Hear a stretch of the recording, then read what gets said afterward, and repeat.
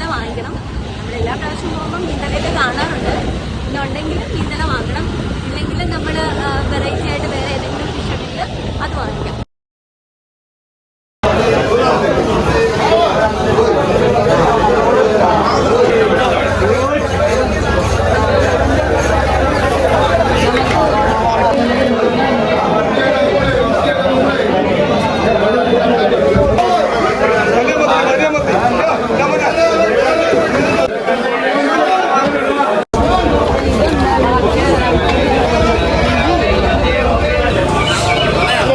Hi friends, നമുക്കിപ്പോൾ നമ്മൾ ചന്തയിൽ പോയിട്ട് നമുക്ക് മീന്തല കിട്ടിയില്ല.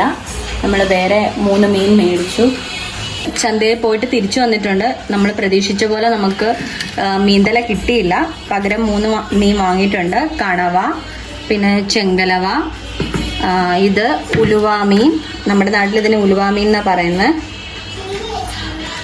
ഇന്ന് നമ്മളിപ്പോൾ കണവ റോസ്റ്റ് ചെയ്യാനായിട്ടാണ് പോകുന്നത്.